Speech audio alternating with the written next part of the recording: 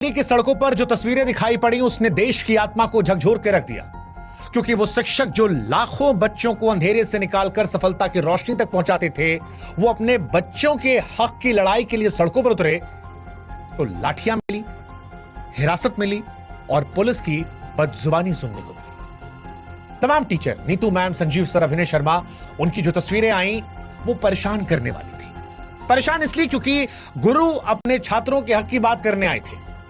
एक टीचर का टूटा हुआ हाथ दिखाई पड़ा और तब लगा कि ये उस व्यक्ति की चोट नहीं है, उस व्यवस्था की गूंगी बर्बरता का प्रतीक है जो इंसाफ देने से डरती है। सवाल उठा कि क्या यही वो भारत की कल्पना है जो हमने की है, जहां गुरु को सजा मिलती है क्योंकि वो अपने बच्चों के लिए आवाज उठा रहा है? सच कहें तो ये जख्म सिर्फ शरीर पर नहीं है, हर उस मेहनतकश युवा की उम्मीद पर लगे घाव हैं जो दिन रात मेहनत करके नौकरी की आस लगाए बैठा है।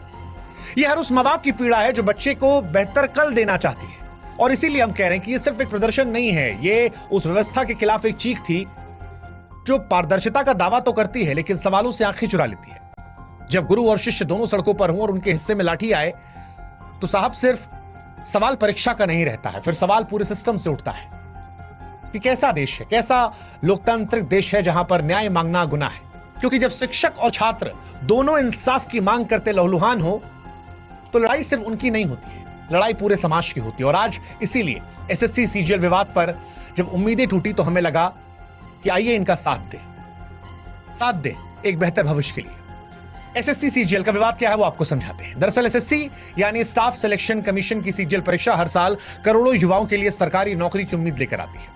करीब 3 करोड़ से ज्यादा अभ्यर्थी इस परीक्षा में हिस्सा लेते हैं। अपने और अपने परिवार के बेहतर भविष्य की कल्पना लिए दिन रात वो मेहनत करते हैं। लेकिन हाल के वर्षों में ये परीक्षा नौकरियों का जरिया कम, विवादों के केंद्र ज्यादा बनी है। 2024 के टायर 1 रिजल्ट ने इस पर शक की सुई और तेज की। अचानक ऊंचा कट ऑफ और कुछ खास परीक्षा केंद्रों में लगातार चयन और रोल नंबरों का पैटर्न साफ साफ इशारा कर रहा था कि कुछ तो गड़बड़ है। छात्रों ने इसे धांधली माना और फिर आवाज उठाना शुरू कर दिया। 2025 में हालात और बिगड़े। एसएससी की सिलेक्शन पोस्ट फेज 13 परीक्षा के दौरान बार बार परीक्षा का रद्द होना, तकनीकी खामियां और कई केंद्रों पर छात्रों के साथ बदसलूकी ने आंदोलन को भड़का दिया। हजारों अभ्यर्थियों और शिक्षक दिल्ली चलो आंदोलन के तहत दिल्ली के जंतर मंतर और कई और इलाकों पर प्रदर्शन करने पहुंचे, न्याय की मांग कर रहे थे। लेकिन इस न्याय की मांग के बीच में इन्हें लाठियां, गिरफ्तारी और इनके गुरुओं की पिटाई को देखना पड़ा। जो शिक्षक अपने छात्रों को देश के निर्माण की राह दिखा रहे थे आज लहूलुहान थे। जो शिक्षक जो किसी समाज की नींव होते हैं अपने ही छात्रों के लिए सड़क पर जब उतरने को मजबूर हो गए तो ये समझ में हमें भी आ रहा था कि सिर्फ परीक्षा नहीं, लोकतंत्र की आत्मा घायल हो रही है।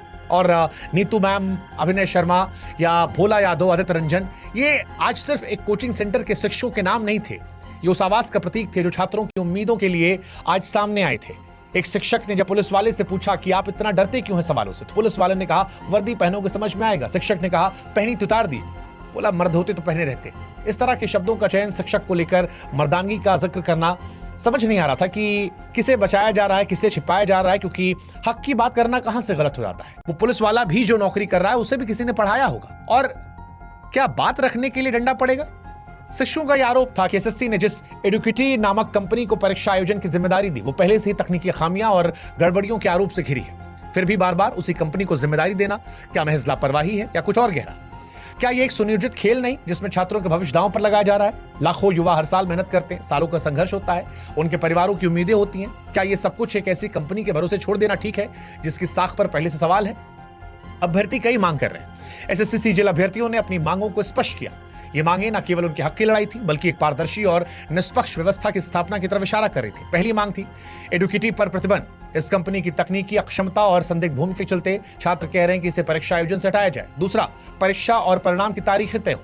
यूपीएससी की तरह वो भी कह रहे हैं कि एसएससी भी एक निश्चित कैलेंडर जारी करे जिसमें परीक्षा और परिणाम की तारीखें शामिल हो। तीसरा, पारदर्शी नॉर्मलाइजेशन प्रक्रिया, नॉर्मलाइजेशन की प्रक्रिया में पारदर्शिता हो ताकि अभ्यर्थी को शक न रहे। चौथा, परीक्षा का उत्तर उचित हो, प्रश्न पत्र में गलतियां ना हो और एक ही सवाल अलग अलग पालियों में ना पूछा जाए। पांचवा, नियुक्ति में तेजी, भर्ती प्रक्रिया पूरी होने के बाद नियुक्ति तुरंत हो, ना कि पुरानी भर्तियों के कारण रुकी रहे।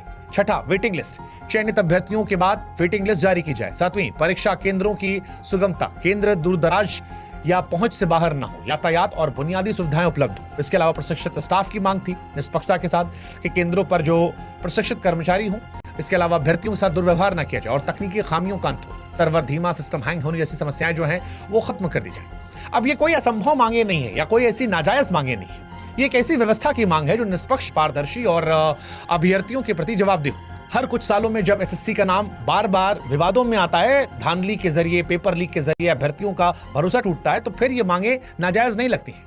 2017-18 में जब लाखों युवाओं ने पेपर लीक के खिलाफ सड़कों पर आवाज उठाई थी, तब कहा गया था कि सीबीआई जांच होगी, सुधार होंगे, लेकिन हुआ कुछ नहीं। वही ढाक के 3 बार, ना कोई जवाबदेही तय हुई, ना व्यवस्था बदली। और अब जब 2024 में फिर वही कहानी सामने आई तो छात्रों को झटका लगा और इसी वजह से ये छात्र जो हैं ये खुलकर निकलकर सामने आए।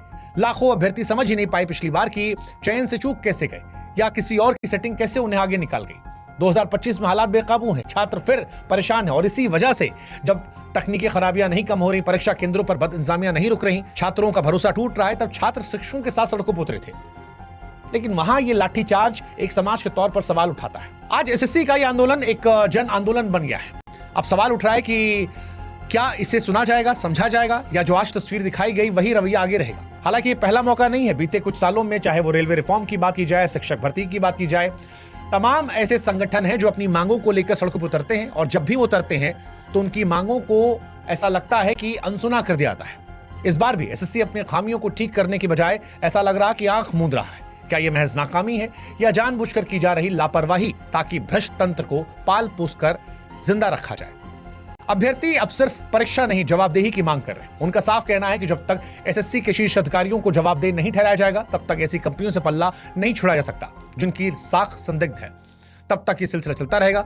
यह आंदोलन अब सिर्फ रिजल्ट का विरोध नहीं, सिस्टम में छुपी उस चुप्पी और चालाकी का पर्दाफाश है जो हर कुछ साल में लाखों सपनों को चलती है। और आज इसीलिए सोशल मीडिया अभ्यर्थियों और शिक्षकों के लिए हथियार बना है।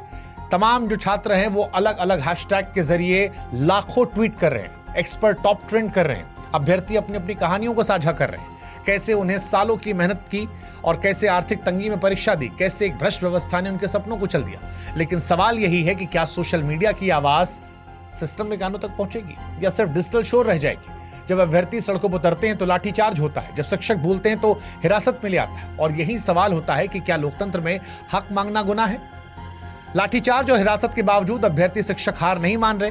वो नारे लगा रहे कि जब जब युवा बोला सिंहासन डोला। ये नारा उनकी हिम्मत को दर्शाता है। वो जानते हैं कि लड़ाई सिर्फ उनकी नहीं बल्कि करोड़ों युवाओं की है जो सरकारी नौकरी के सपने देख रहे हैं।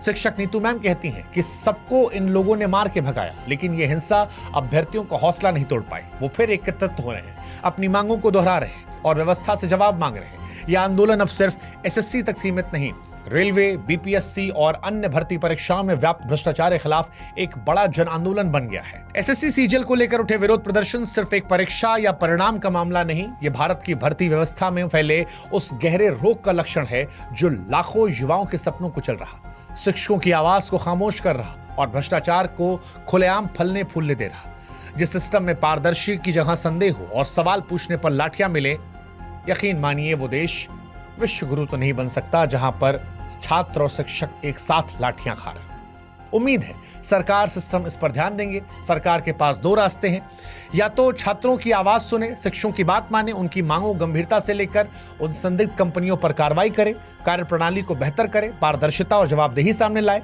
या फिर चुप रहकर इस पूरे भरोसे को रसातल में जाने दे जिसकी बुनियाद पर यह देश खड़ा है।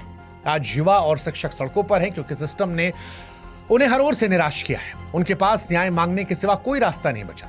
लेकिन यह साफ है, लाठियां उनकी आवाज को दबा नहीं सकती, डर उन्हें चुप नहीं करा सकता। यह आंदोलन, ऐसा लगता है, तब तक नहीं रुकेगा जब तक बदलाव नहीं आता। सरकार से हमारी भी गुजारिश है, इतिहास भी यही कहता है कि भारत के युवाओं ने जब भी अन्याय के खिलाफ आवाज उठाई तब सिंहासन हिल गया, पूरी व्यवस्था हिल गई। बेहतर है कि भारत के करोड़ों छात्रों की अलग अलग विषयों को लेकर चिंता जो है उसे अनसुना ना किया जाए, उसे सुना जाए। नहीं तो कहीं ऐसा ना हो कि इतिहास फिर से खुद को दोहरा जाए। इसी उम्मीद के साथ हम उम्मीद करते हैं कि वो कानों तक जो आवाज नहीं पहुंच रही वो पहुंचेगी। और इन छात्रों को, इन शिक्षकों को हमारा भी समर्थन है। जय हिंद, जय भारत, नमस्कार।